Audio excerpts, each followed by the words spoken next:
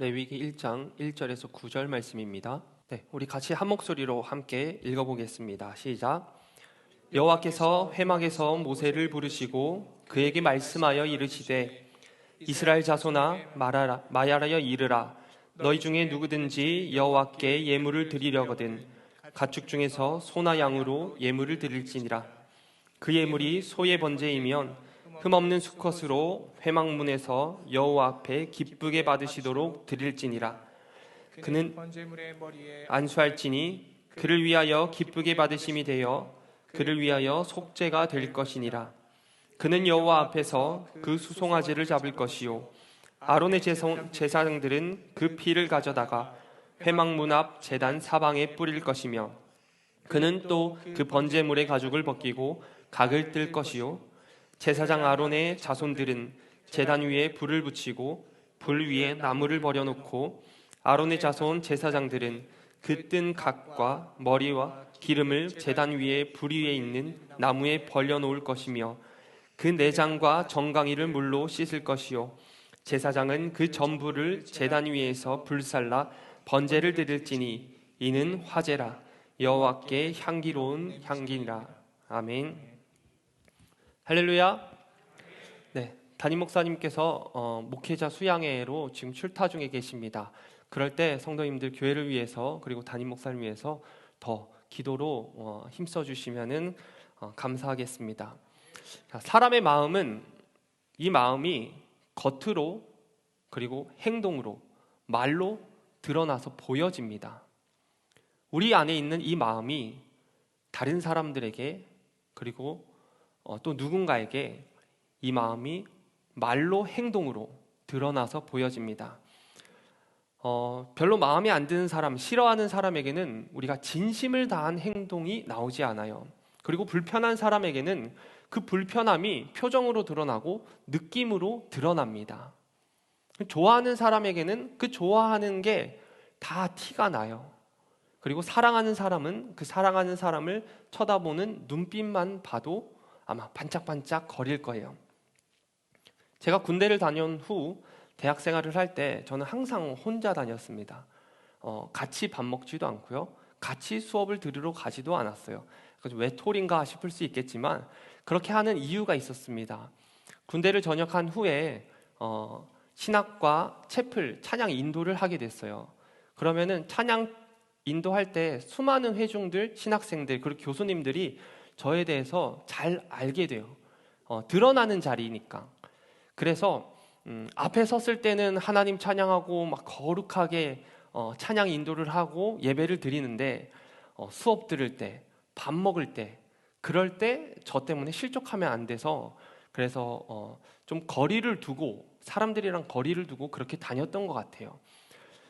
혼자 수강 신청을 하고 혼자 밥을 먹고 가끔씩 종종 저희 지금 아내랑 같이 밥 먹을 때 아니면 항상 혼자 다녔던 것 같습니다. 그런데 저희 아내 친구들이 저에 대해서 아내한테 했던 얘기가 있는데 이런 거였어요. 야, 영석 선배님은 왜 인사도 안 받아주고 왜 웃지도 않냐? 쳐다보지도 않고 인사도 안 받아주고 웃지도 않는데요. 그래서 근데 널 만날 때만 웃더라 라고 이야기를 하더라고요. 그래서 속으로 나 참 잘하고 있는 것 같다. 눈길도 안 주고 그랬던 적이 있습니다. 이게 사랑하는 마음이, 좋아하는 마음이 그냥 심장을 뚫고 튀어나왔나 봐요. 그게 학생들한테도 보였나 봐요. 이렇듯 우리 마음속에, 사람 마음속에 있는 그 무언가가 말로 행동으로 드러나서 보여지게 됩니다. 그런데 만일 우리 마음속에 주님이 계시다면 주님이 계신 이 마음이 어떻게 드러날까요? 어떻게 보여질까요? 성경을 찾아서 읽을 수도 있고요. 그리고 교회 와서 기도할 수도 있겠고요. 찬양을 드릴 수도 있을 겁니다. 그리고 다른 사람들한테 선하게 대할 수도 있을 겁니다. 여러 가지로 그 모습이 드러날 수 있지만 오늘 여러분들과 함께 나누고자 하는 것은 우리 마음속에 있는 그 주님이 드러나는데 진실된 예배로 드러난다라는 것입니다. 마음속에 주님이 있다면 우리가 주님께 드리는 그 예배가 진실된 예배로 드러나게 됩니다. 예배라는 단어 어원을 살펴보니까 경배하다, 받들어 섬기다라는 뜻이 있어요. 자, 이 헬라어 라트리오라는 단어인데 이 단어와 비슷한 단어가 서비스라는 단어입니다. 우리는 서비스를 다 받고 살고 있고 서비스를 하면서 살고 있어요. 사전적 의미로 보니까 남을 위해 뭔가 해주는 게 서비스고, 또한 돕거나 시중을 드는 것도 서비스라고 합니다. 자, 이 서비스라는 단어에 시중들다라는 뜻이 포함되어 있어서 또 알아보니까 라틴어 설브스라는 단어에서 유래했는데, 이 라틴어 설브스라는 단어는 다른 사람을 섬기기 위해서 사로잡혀 있는 노예를 뜻합니다. 그러니까 노예라는 단어가 서비스, 남을 대접하는 거, 섬기는 사람으로 가고, 그게 결국 예배라는 단어까지 넘어가는 거예요. 예배라는 단어는 즉 종이 주인을 섬길 때 쓰는 단어가 예배입니다. 자, 종과 노예는 무릎을 꿇어서 주인의 발에 입맞춤으로 경배합니다. 이런 거예요. 여기 제 주인이 계십니다. 저는 종이에요. 저는 노예예요. 노예이고 종인 제가 주인을 떡하니 고개 들고 빳빳하게 쳐다보고 있는 게 아닙니다. 종이고 노예면 주인의 발 앞에 무릎을 꿇는 겁니다. 그리고 그 발에 입을 맞추는 거예요. 아니면 무릎 사이에 머리를 두고 땅바닥에 엎드리는 겁니다. 그 순간 종이 주인에게 이렇게 경배드리는 순간 종은 없어지고 주인만 보이는 겁니다. 절대로 주인 앞에서 고개 뻣뻣이 쳐들고 바라보고 있는 게 아니에요. 숙이는 겁니다. 엎드리는 겁니다. 그때 종은 사라지고 주인만 보이는 거죠. 내가 어디 가든 주인만 드러내겠다, 내가 주인의 인격으로 생각하고 말하겠다라는 마음의 표시가 주인의 앞에 갔을 때 엎드리고 입 맞추는 행위로, 머리를 숙이는 행위로, 경배하는 행위로 나타난다라는 겁니다. 여러분, 예배도 그렇습니다. 예배는 예배드리는 사람은 없어지고 예배를 받으시는 하나님만 남는 게 예배입니다. 지금 우리가 예배를 드리고 있는데 지금 이 시간에 우리는 없어져야 되는 거고 하나님만 보이는 게 예배입니다. 과연 그렇다면 어떻게 하나님만 드러날 수 있고 어떻게 하나님께 최고의 예배에 최상의 가치를 올려드릴 수 있을까라는 것을 살펴볼 텐데, 아까 읽은 말씀 레위기 말씀을 통해 보겠습니다. 레위기 말씀에 저희가 읽은 말씀은 번제의 말씀입니다. 번제는 구약시대 가장 대표적인 제사죠. 이 번제는 제물을 조금도 남김없이 완전히 태워서 드리는 제사입니다. 결국 제물을 드리는 사람이 이 제물을 태우지만 제물을 드리는 사람 자기 자신을 완전히 태워서 하나님께 올려드리는 게 번제예요. 이것은 하나님 앞에서 철저하게 자기를 부인하는 겁니다. 하나님, 나는 없습니다. 주 앞에 설 때 나는 없습니다. 나는 죽었습니다. 그리고 온전하게 자기를 의탁하는 겁니다. 하나님, 나는 이제 없으니 주께서 이런 나를 받아주세요. 주께서 나를 걷어주세요 라고 의탁하는 겁니다. 그렇게 이 번제는 예배의 모본이 됩니다.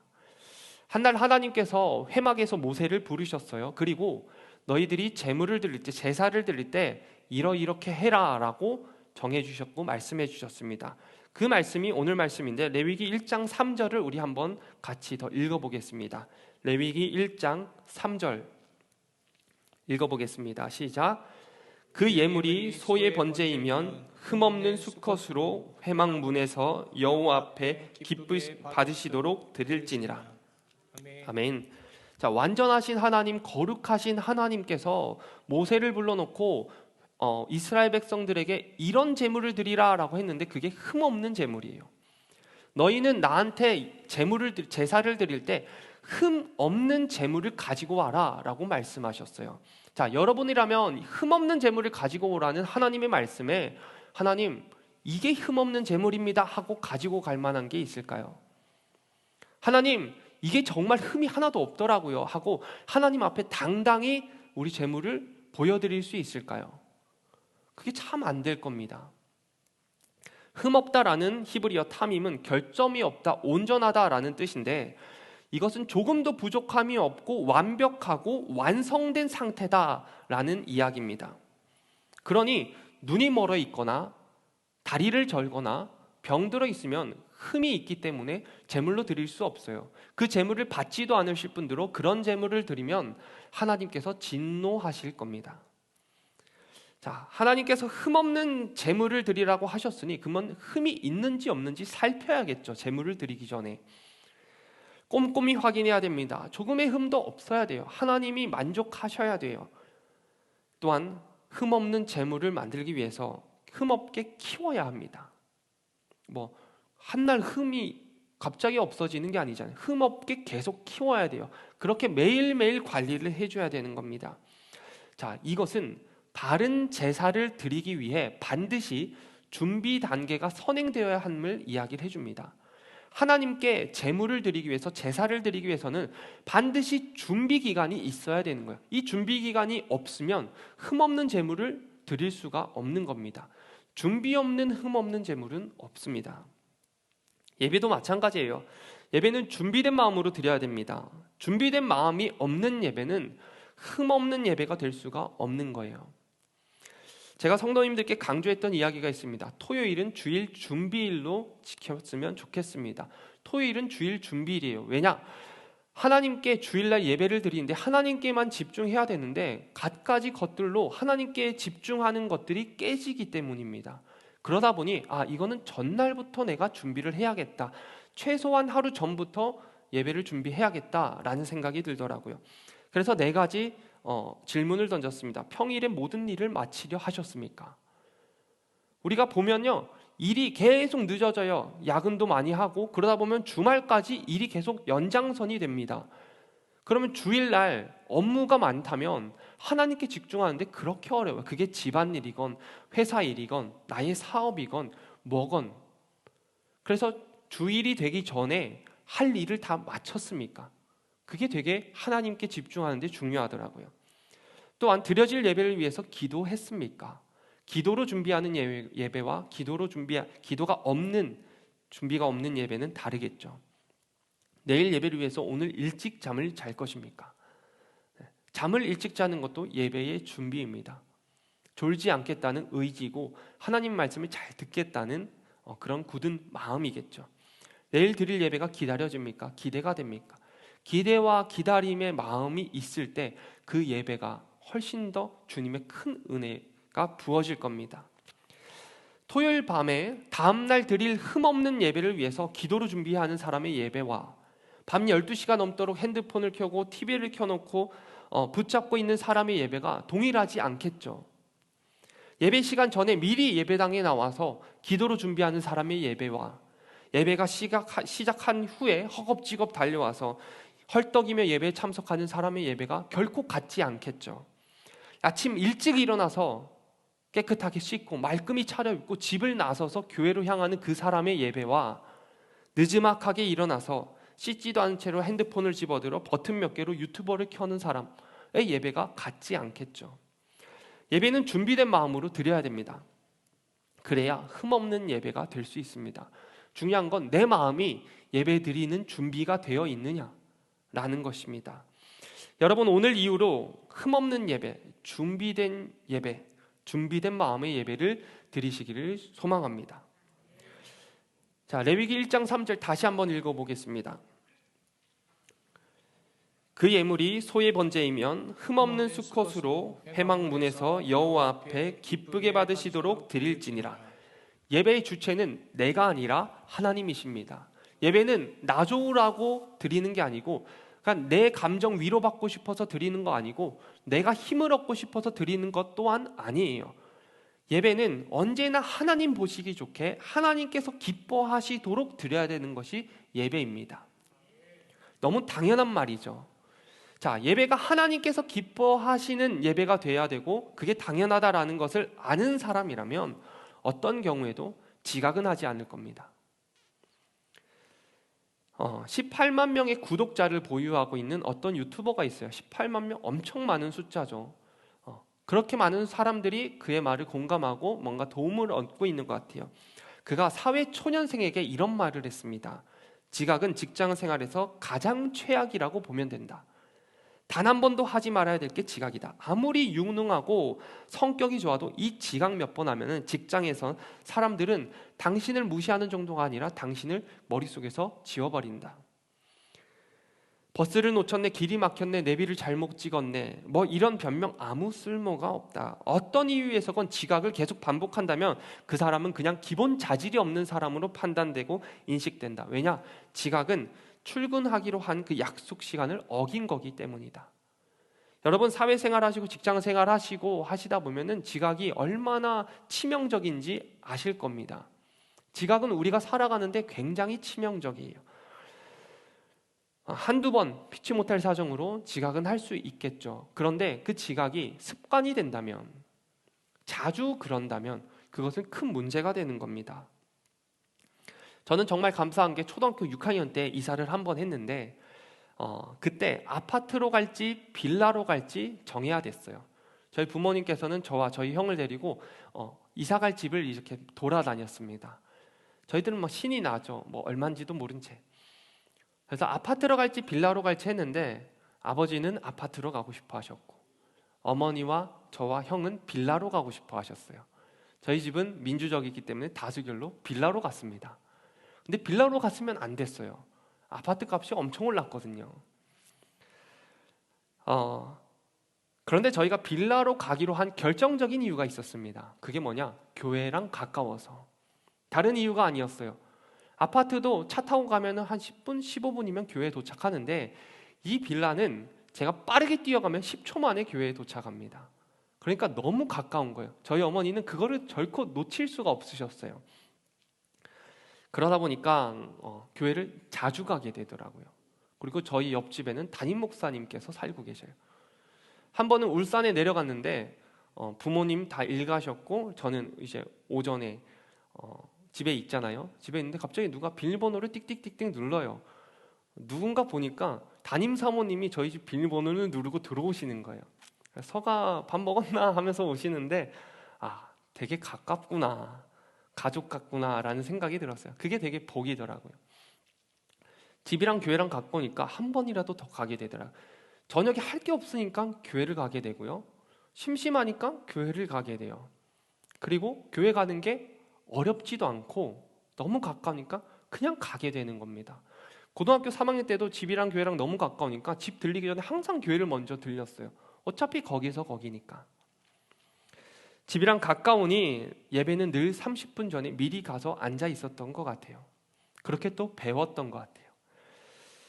사전에서 지각을 정해진 시간보다 늦게 출근하거나 늦게 등교하는 것을 지각이라고 합니다. 정해진 시간이 있다는 것은 약속을 했다는 거고 지각은 그 약속을 어겼다는 거예요. 자, 우리가 약속을 왜 지킵니까? 그러면 약속한 사람에 대한 존중이고 그 사람에 대한 예의거든요. 사실 지켜도 되고 안 지켜도 돼요. 그거는 그냥 내 기분 따라 할 수 있는 겁니다. 하지만 우리가 약속을 지키는 이유는 존중과 예의입니다. 그런데 하나님에 대한 그 예의는 안 지켜도 된다라고 생각하는 것이 우리 마음속에, 우리의 삶 속에 은근히 들어와 있지 않나 싶은 거예요. 직장에 지각하고 학교에 지각하면 큰일 나는 줄 아는데 교회 예배에 지각하는 거는 조금 괜찮다라고 여기는 것 같아요. 잘난 것 하나 없지만 이런 말씀드려 죄송합니다. 앞에서 주일날 찬양 인도하고 있으면은 눈을 꼭 감고 싶어요. 왜 그러냐? 제 눈에는 시계가 너무 잘 보여요. 그리고 들어오시는 성도님들이 너무 잘 보여요. 어떤 성도님들이 몇 분에 오시는지가 계속 막 정리가 되는 거예요. 그래서 저 집사님 조금 늦으셨네, 바쁘셨나 보다. 이런 생각을 계속 하는 거예요. 그러다 보니까 눈을 좀 꼭 감고 싶다. 다시 한번 말씀드리면 잘난 것 없지만 그 앞에 서 있으니까 보여요. 지각은 좋지 않습니다. 하나님께서 기쁘시게 받으실 만한 예배에 지각은 없는 것 같아요. 하나님 만나기 전에는 미리 와서 준비하는 게 사실 맞을 겁니다. 5분, 10분만 일찍 준비해도 우리는 늦지 않습니다. 여러분, 오늘 이후로 예배 지각은 없습니다. 미리 와서 우리 준비합시다. 자, 레위기 1장 4절 말씀을 한번 보겠습니다. 함께 읽어보겠습니다. 그는 번제물의 머리에 안수할지니 그를 위하여 기쁘게 받으심이 되어 그를 위하여 속죄가 될 것이라. 아멘. 자, 안수란 문자 그대로 머리 위에 손을 얹는 겁니다. 이것은 신의 복을 기원하거나 다른 사람에게 영적인 복을 흘려보내기 위한 행동입니다. 자, 오늘 이야기하고자 하는 안수는 복을 흘려보내기 위한 것이 아니라 저주를 흘려보내기 위한 안수입니다. 죄의 전가. 제사를 드리는 사람은 제물로 바치는 그 짐승의 머리 위에 손을 얹었어요. 그리고 자신의 죄를 하나님께 고백했습니다. 하나님 아버지, 나 오늘 되게 이기적인 마음을 품었습니다. 하나님 아버지, 나 오늘 되게 음란한 마음을 품었습니다. 하나님 아버지, 화가 나서 참지 못해서 쏟아냈습니다. 뭐 이런 고백들을 하나님께 하는 거예요. 제물에 손을 얹고 그 순간 이 제물을 바치는 사람의 죄가 이 제물에게 전가되는 거예요. 그리고 이 제물을 잡으면 이 제물이 나를 위하여서, 제물을 바치는 사람을 위해서 대신 죽어주는 겁니다.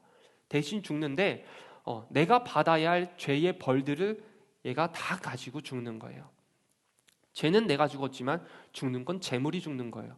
제물이 죽었기 때문에 나는 사는 거죠.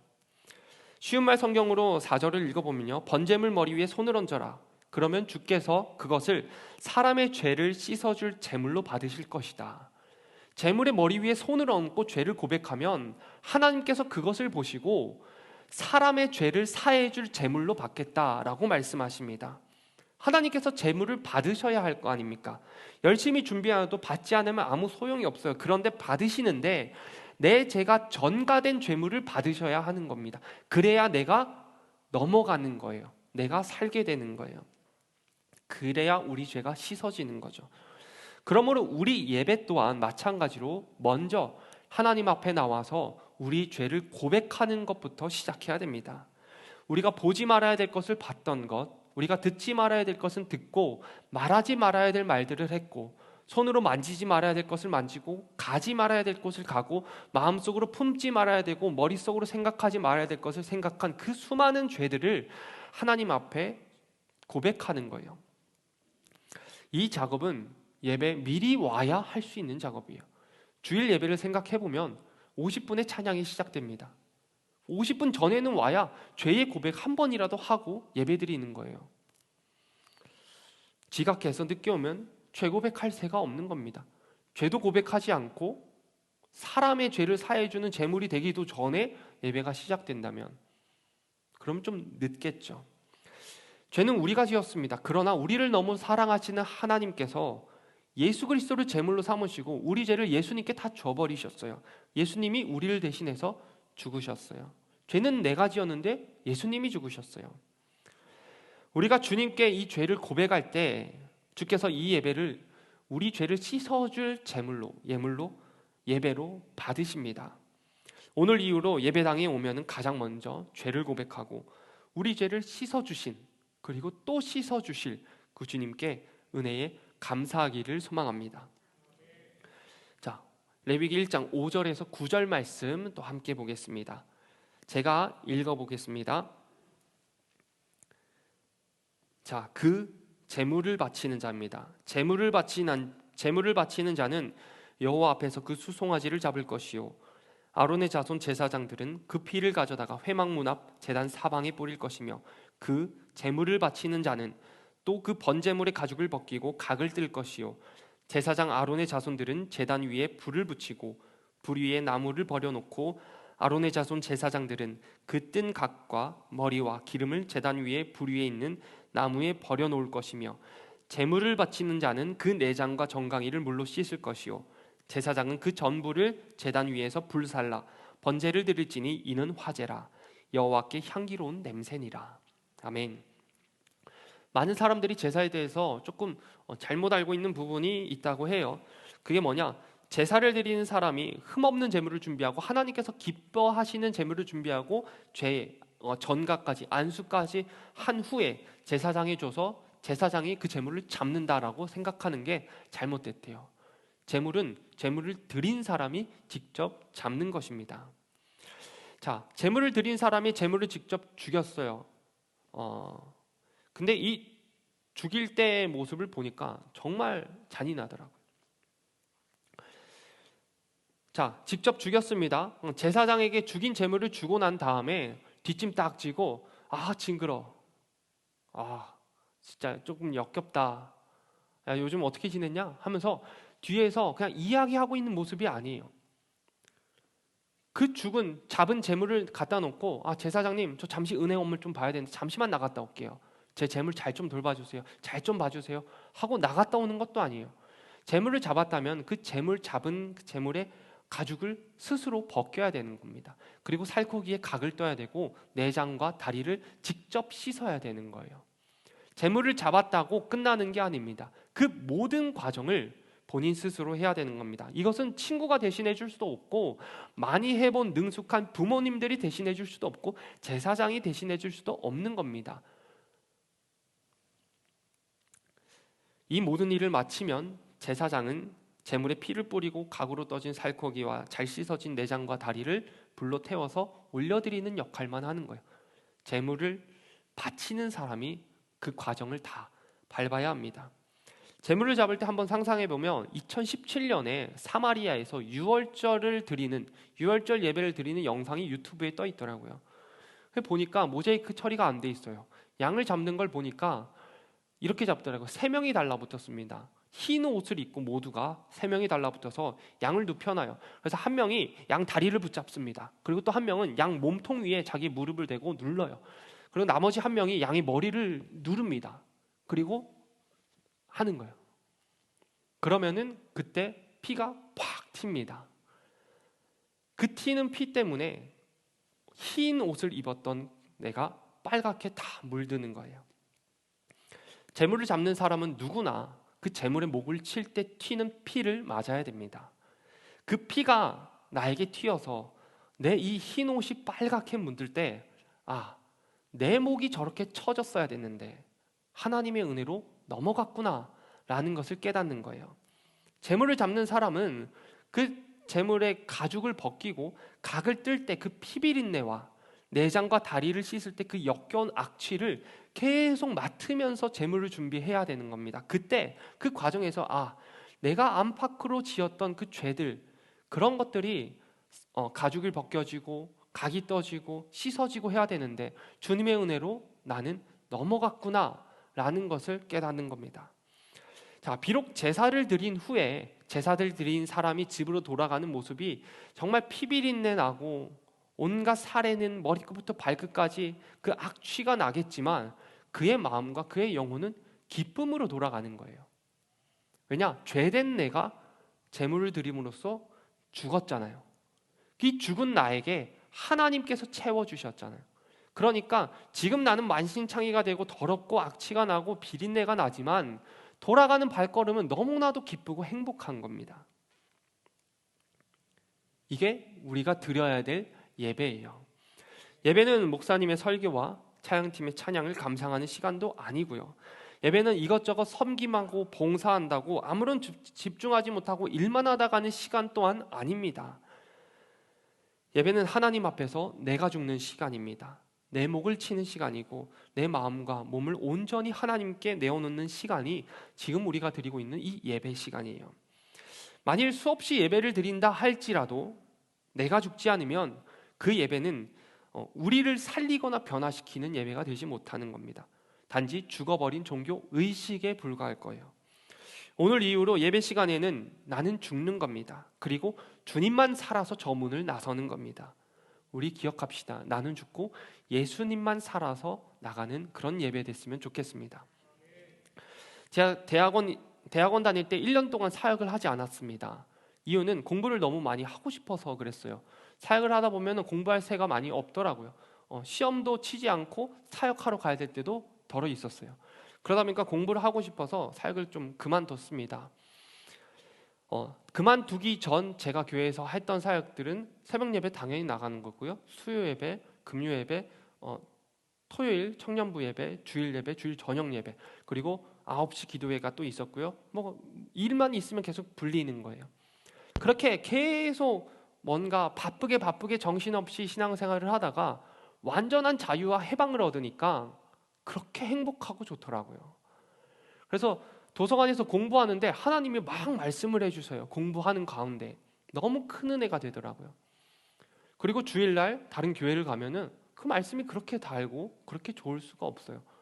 편안한 상태로 아무런 부담 없이 예배 드릴 수 있으니까 그게 너무 좋더라고요. 그런데 그 좋음도 얼마 못 가더라고요. 교회를 안정했고 계속 이쪽 교회 갔다가 저쪽 교회 갔다가 탐방한다 생각하고 돌아다녔었어요. 그런데 교회 다니는 모습이 조금씩 바뀌더라고요. 새벽 예배는 계속 갔지만 수요 예배도 공부하다가 막 늦어지면은 그냥 독서실에서 설교 영상 하나 보고 끝날 때도 있고, 토요일 날에는 당연히 토요일 청년부 예배를 안 갔으니까 안 드렸고, 주일 날도 가는 그 시간이 점점 늦어지는 거예요. 그리고 나오는 시간이 점점 빨라지는 거예요. 세종으로 교회를 가자라고 해서 이제 저희 형이랑 같이 전날 어느 교회를 갈까 하고 홈페이지 찾아보고 길을 찾아봤습니다. 그렇게 찾아보고 난 다음에 하는 일이 뭐냐, 그 주변 맛집을 찾아봤어요. 어차피 점심 먹어야 되니까 이왕이면 맛있는 거 먹자 해서 세종 가면 세종에 있는 맛집을 검색했고, 저기 뭐 대전 다른 데 가면 그 주변 맛집을 검색했어요. 그러니까 머릿속에 예배 드리는 내내 시간을 보게 되고 맛집 예약한 게 생각이 나고 군침이 도는 거예요. 제 예배가 이렇게 되기까지 3개월 걸렸습니다. 전도사였고 신앙생활을 쉰 적도 없고 뭐 사역을 쉰 적도 없고 그렇게 열심히 살았는데, 교회를 나오고 예배가 줄어들고 기도의 자리가 줄어들고 그렇게 신앙생활을 하다 보니까 3개월 만에 그 모습이 돼 있더라고요. 그래서 충격을 받았어요. 와, 내가 3개월밖에 안 되는 부족한 인간이구나. 교회 떠나면 나는 이렇게 되는구나 라는 것을 알았어요. 그래서 하나님이 목사를 시켰다라고 생각이 들어요. 분명히 그렇게 될 거니까. 3개월만 지나도 그런데 여러분, 우리는 지금 2년이 흘렀습니다. 지난 2년을 돌아보면 교회 문이 닫혔고요. 교회마다 소독기, 손소독제가 비치됐고요. 열체크와 출입자 명부가 비치돼 있고, 그리고 더 심각한 것은 서로 일상을 나누고 친교하는 소리가 사라졌고요. 아이들의 웃음소리와 뛰노는 소리가 천저히 줄었습니다. 여름이면 교회가 생동감 있게 막 활기차게 움직여야 되는데 그런 것도 없어졌어요. 예배가 줄어들었죠. 기도 모임 없어졌죠. 교육부서가 없어지는 것도 있어요. 많은 성도님들이 교회만큼은 확실하게 거리를 두셨습니다. 덕분에 온라인 예배가 활성화되면서 어디서든 예배를 드릴 수 있게 되었어요. 이전보다 더 좋은 화질, 더 좋은 음질로 내가 있는 그곳에서, 내 집 안방에서 편안하게 예배 드릴 수 있게 되었습니다. 그렇게 2년이 흘렀어요. 여러분, 우리는 2년이라는 긴 시간 동안 예배를 제대로 드릴 수가 없었어요. 예배를 제대로 드리지 못했고 기도를 제대로 하지 못했고 하나님과의 친밀감을 더 쌓지 못했습니다. 근데 2년이 지난 지금 우리의 모습을 보니까 지금은 좀 다르더라고요. 어떻게 다르냐? 이전에는 못했는데 지금은 안 해요. 예배를 제대로 드리지 못했었는데 지금은 예배를 제대로 드리지 않아요. 기도를 제대로 못했었는데 기도를 제대로 안 하고요. 하나님과의 친밀감이, 그것을 더 누리지 못했고 더 가까워지지 못했는데 지금은 그렇게 안 하더라고요. 지금 할 수 있는 상황이 왔잖아요. 할 수 있음에도 그게 회복이 안 돼요. 그 2년이라는 긴 시간의 텀을 우리가 어떻게 회복할 거냐는 겁니다. 3개월 만에 신앙이 바닥나는 우리의 모습인데 2년이나 지났으니 이것을 어떻게 해야 될까? 교회 보이시던 수많은 성도님들이 보이지 않고 있죠. 저보다 여러분들이 더 잘 알 겁니다. 집사님, 권사님 예외 없고요. 새벽 예배 드리는 성도님들의 숫자도 엄청 줄었고요. 토요일은 전교인 새벽 예배죠. 근데 그것도 거의 의미가 없어졌어요. 주일 9시 예배 후에 기도 모임도 있었습니다. 속회 모임도 계속 있었고요. 수요 예배를 드리시는 분, 주일 예배를 드리시는 분 다 줄었습니다. 또한 교회에서 헌신하고 봉사하는 분들 또한 줄었습니다. 이렇게 교회에 오지 않는 분들 때문에 뭔가 줄고 한 것도 있지만, 교회를 계속 오지만, 내가 교회를 계속 오지만 근데 내 예배가 이전 예배처럼 같지 않다는 것도 큰 문제입니다. 이거 어떻게 해야 될까 생각했을 때 그 첫 번째가 예배가 회복되어야겠다라는 생각을 했어요. 분명 한 번에 안 됩니다. 급할 것도 없고요. 2년이라는 긴 시간이 하루아침에 회복될 리가 없습니다. 그러니 단계적으로 신앙 회복이 필요합니다. 지금 우리나라는 위드 코로나 가잖아요. 위드 코로나는 단계적으로 일상을 회복하는 거예요. 그러니까 단계적으로 회복해야지 한 방에 안 된다는 겁니다. 우리의 신앙도 마찬가지예요. 단계적으로 우리 신앙이 회복되어야 되지 한 번에 되질 않습니다. 가장 첫 번째가 예배의 회복입니다. 하나님 앞에 종과 주인의 관계로서 하나님을 창조주로 부른다면, 하나님이 내 마음속에 있다면 그것이 예배로 드러나는데, 그 예배가 바른 예배, 하나님께서 받으실 만한 그런 예배가 돼야 된다라는 거죠. 여러분, 교회에 나오십시오. 예배드리러 나오십시오. 기도하러 나오십시오. 주님께 더 가까이 나오십시오. 지금은 나와도 됩니다. 우리 찬양을 한 곡 했으면 좋겠습니다. 부흥이라는 찬양인데요. 이 찬양 마음에 좀 가사를 새기면서 좀 올려드렸으면 좋겠습니다.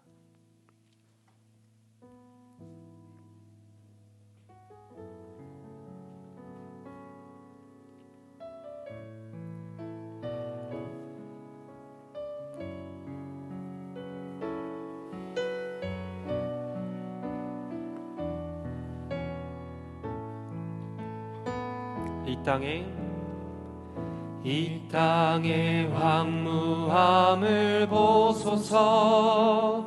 하늘의 하나님, 긍휼을 베푸시는 주여, 우리의 죄악 용서하소서. 이 땅 고쳐주소서.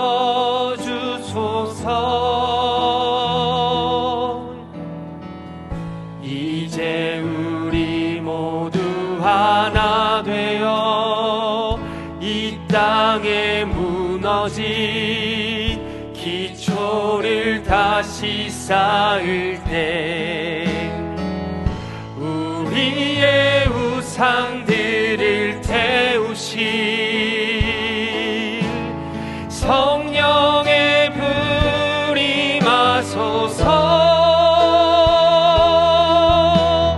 부흥의 불길 타오르게 하소서. 진리의 말씀 이 땅 새롭게 하소서. 은혜의 강물 흐르게 하소서.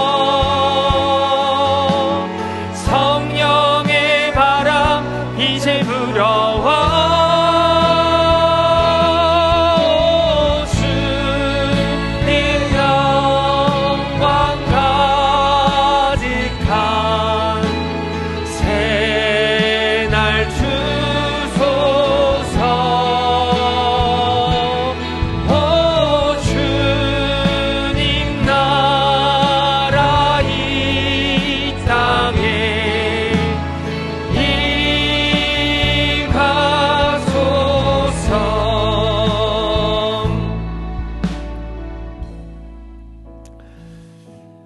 이 시간 함께 기도했으면 좋겠습니다.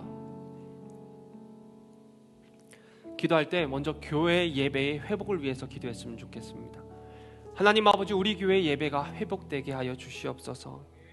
하나님, 우리 교회 신앙이 회복될 수 있도록 주님 인도하여 주시옵소서.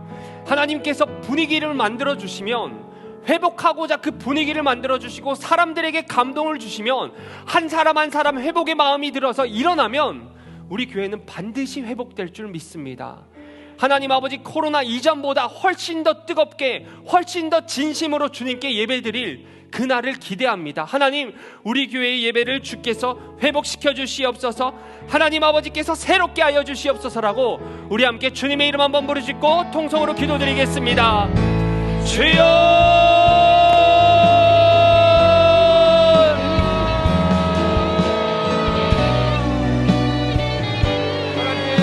살아 역사하시는 하나님 아버지, 하나님 아버지, 예배가 회복되게 하여 주시옵소서. 하나님, 2년이라는 너무나도 긴 시간이 흘렀습니다. 하나님과 멀어질 대로 멀어졌고 하나님 무뎌질 대로 무뎌진 우리의 신앙생활입니다. 하나님 아버지, 이 신앙이 회복될 수 있도록 인도하여 주시옵소서. 하나님, 우리의 능력으로는 회복이 불가능하오니 하나님 도와주시옵소서. 성령 하나님 도와주시옵소서. 주께서 우리의 신앙을 회복시켜 주시옵소서. 주께서 우리의 믿음을 회복시켜 주시옵소서. 주께서 우리의 마음을 회복시켜 주시옵소서. 하나님 아버지, 주께서 우리 교회 가운데 성령의 바람을 불어주시고 주께서 회복의 분위기를 만들어 주시옵소서.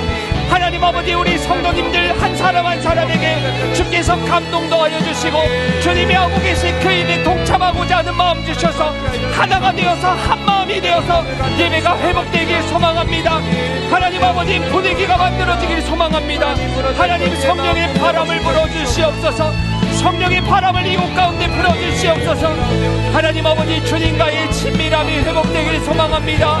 하나님 아버지, 거리뒀던 나의 신앙이 다시 가까워질 수 있도록 인도하여 주시옵소서.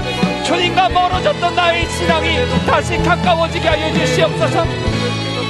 하나님 아버지, 우리 교회 예배가 회복되게 하여 주시옵소서. 우리 교회 기도가 회복되게 하여 주시옵소서. 우리 교회 간증이 회복되게 하여 주시옵소서. 나눔이 회복되게 하여 주시옵소서. 회복될지어다, 회복될지어다. 모든 만물을 목적케 하는 예수님의 이름을 명하노니 예배는 회복될지어다, 기도는 회복될지어다, 주님을 향한 마음은 회복될지어다. 하나님 아버지, 하나님 아버지, 성령을 듬뿍 부어주시옵소서. 성령을 부어주시옵소서. 성령을 부어주시옵소서. 하나님, 일어나게 하여 주시옵소서. 주님의 백성들을 일으켜 주시옵소서. 주님의 사람들이 일으켜 주시옵소서. 하나님 아버지, 우리를 일으켜 주시옵소서. 우리를 일으켜 주시옵소서. 성령 하나님 아버지, 우리를 일으켜 주시옵소서. 메마른 우리의 예배를 돌아봐 주시옵소서. 경륜을 베푸시는 주님, 주님을 찾지 않았고 주님을 가볍게 여겼던 우리를 용서하여 주시옵소서. 하나님, 우리 교회 고쳐 주시옵소서. 하나님, 하나님께 하여 주시고 무너진 예배가 있다면, 무너진 기도가 있다면, 무너진 관계가 있다면 하나님 아버지 회복되게 하여 주시옵소서. 하나님 아버지, 우리 모든 것들의 나태함과 태만함과 게으름과 교만과 악독과 하나님 모든 좋지 않은 것들을 주께서 태워주시옵소서. 성령의 불로 태워주시옵소서. 부흥의 불길이 우리에게 타오르게 하여 주시옵소서. 회복의 일들이 일어나게 하여 주시옵소서. 하나님 아버지, 주님의 영광만 가득한 새날 우리에게 허락하여 주시옵소서. 주님의 영광만 가득한 그 새날 우리에게 허락하시옵소서. 하나님, 붙잡으시옵소서. 제가 우리 교회 와서 정말 많이 들었던 이야기가 있습니다.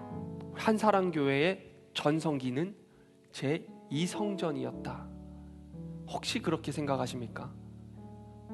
저는 이성전 때 없었어요. 근데 많은 성도님들이 그 이성전 때의 향수와 추억과 그때의 감격과 은혜를 너무 좋아하시더라고요. 제가 그 사진으로만 봤는데도 그게 막 느껴져요. 그 정도면 얼마나 좋았었겠어요. 그게 정말 좋은 기억이고 성도님들이 앉을 자리가 없을 정도로 그때가 너무 좋았지만 질문 하나 해보겠습니다. 그때 그 하나님과 지금 하나님이 다릅니까? 결코 아니죠. 그때 그 하나님이 지금은 너무 힘을 많이 써서 힘이 빠지셨습니까? 그것도 아닐 겁니다. 달라진 거는 내가 달라졌고 달라진 거는 우리가 달라졌을 겁니다. 하나님은 언제나 동일하시고 언제나 변함이 없으시잖아요. 그때를 기억하고 그때를 추억하며 우리 다시 지금을 바꿔야 될 때입니다. 우리 지금 다시 그때의 신앙을 회복하길 소망합니다. 안 될 법 없잖아요. 하면 가능하잖아요. 다 같이 한 마음 먹고 한 뜻 먹고 기도하고 예배드리면 못할 게 뭐가 있겠습니까? 지금 이 시간 다시 한번 기도할 때 나의 예배 회복을 위해서 기도합시다. 하나님, 내가 주께 올려드리는 예배를 회복시켜 주시옵소서. 준비된 흠없는 예배를 드리게 하여 주옵소서. 늦지 않고 미리 와서 기다리는 하나님께서 기뻐하시는 예배를 드리게 하나님 인도하여 주시옵소서. 하나님 아버지, 회개하고 응답받는 예배를 드리게 하여 주시고 내가 죽고 주님이 사는 예배를 드릴 수 있도록 하나님 역사하여 주시옵소서. 주님께서 강력하게 임하셨던 그때의 주님이 지금도 동일하게 역사하셔서 지금 이 시간 이곳 가운데, 우리 교회 가운데 하나님 강하게 임하여 주시고 주님께서 은혜로 채워주시옵소서라고, 누구보다 먼저 나의 예배를 회복시켜 달라고 우리 함께 주님의 이름 한번 부르짖고 마지막으로 기도한 후에 자유롭게 기도하다 돌아가겠습니다. 주님의 이름 한번 부르짖고 통성으로 기도드리겠습니다. 주여,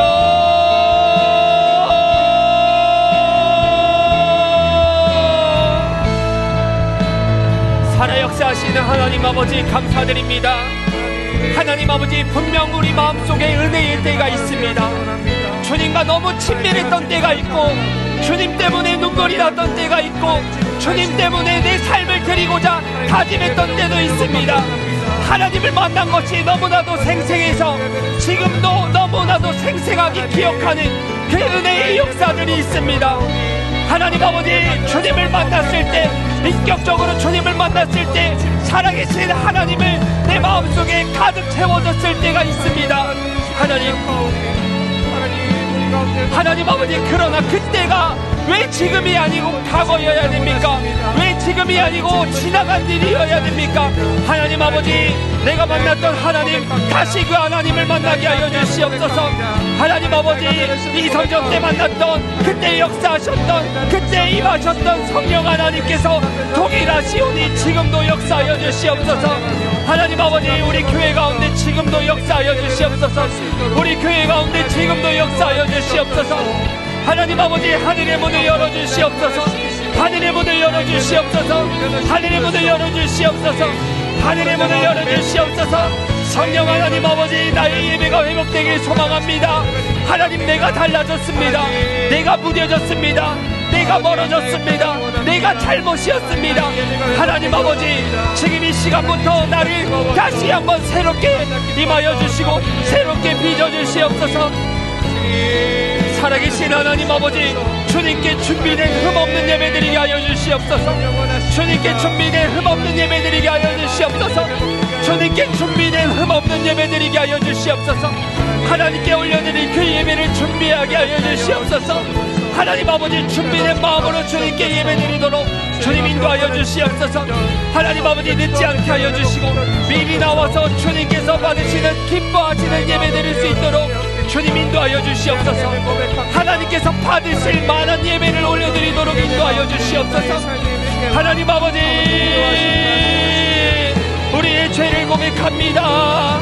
이전과 같이 지금도 우리의 죄를 사하여 주시는 주님, 영원한 속죄의 제물이 되셔서 우리의 죄를 날마다 씻어주시는 주님, 하나님 아버지, 주님의 은혜가 있기에 오늘 또한 주님 앞에 나아갑니다. 하나님 아버지, 죄를 고백할 때, 회개할 때 주께서 응답하시는 역사가 있도록 인도하여 주시옵소서. 하나님 아버지, 예배 시간에 내가 죽기를 소망합니다. 결코 내가 살아 돌아가지 않도록 도와주시옵소서. 내 생각이 죽는 시간 되게 하여 주시고, 내 고집이 꺾이는 시간 되게 하여 주시고, 내 계획이 부서지는 시간 되도록 인도하여 주시옵소서. 그리하여서 하나님만 드러나는 삶, 하나님만 남는 예배될 수 있도록 주님 인도하여 주시옵소서. 하나님 아버지, 우리 교회 가운데 성령을 부어주시옵소서. 하나님 아버지, 예배를 회복시켜 주시옵소서. 무너진 예배를 회복시켜 주시옵소서. 무너진 내 마음을 회복시켜 주시옵소서. 하나님 아버지, 다시 일어나길 소망합니다. 다시 일어나길 소망합니다. 하나님, 비록 1년이라는 긴 시간이 있었지만, 하나님 아버지, 예배드리지 못했었지만, 하나님 안 드리고 있는 우리를, 마음을 주께서 다시 한번 불을 켜주시옵소서. 살아계신 하나님 아버지, 도와주시옵소서. 우리 마음속에 불을 던지시옵소서. 불을 던지시옵소서. 불을 던지시옵소서. 불을 던지시옵소서. 하나님 아버지, 주께서 성령의 바람을 불어주실 때 그 바람 타고 날아오를 수 있도록 인도하여 주시옵소서. 주께서 불어주시는 그 성령의 바람 타고 날아오를 수 있도록 인도하여 주시옵소서. 하나님 아버지, 우리 교회 가운데 성령을 부으시고자, 은혜를 베푸시고자 하나님 작정하셨사오니 주님께서 하시는 그 일에 우리가 동참합니다. 주님이 하시는 그 구원 사역에 우리가 동참합니다. 주께서 하시는 그 놀라운 일들에 우리가 동참합니다. 하나님 아버지, 하나님 아버지,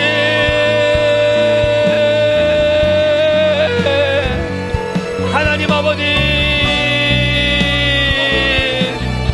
주여,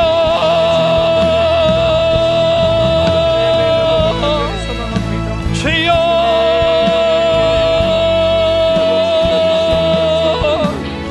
하나님 아버지 부으시옵소서. 주님 부으시옵소서. 주님 부으시옵소서. 성령을 부어주시옵소서. 성령을 부어주시옵소서. 성령을 부어주시옵소서. 예수 그리스도를 명하노니 회복될지어다. 예수 그리스도를 명하노니 신앙생활이 회복될지어다. 예배가 회복될지어다. 기도가 회복될지어다. 은혜 나눔이 회복될지어다. 하나님 아버지, 정말 하나님 아버지, 새로워지는 놀라운 일들이 일어나게 하여 주시옵소서. 하나님께서 일으켜 주시옵소서. 하나님께서 여기저기서 주께서 쓰시는 사람을, 진실로 예배드리는 사람을, 진정으로 기도하는 사람을 일으켜 주시옵소서. 하나님 아버지, 우리 교회가 여기저기서 주님을 찬양하는 사람이, 하나님께서 쓰시는 사람들이 일어나서 하나님 아버지 바꿀 수 있도록 인도하여 주시옵소서. 바꿀 수 있도록 인도하여 주시옵소서. 변화시킬 수 있도록 하나님 인도하여 주시옵소서. 성령 하나님 아버지 붙잡아 주시옵소서. 하나님 아버지, 우리 능력으로는 불가능한 거 아시지 않습니까?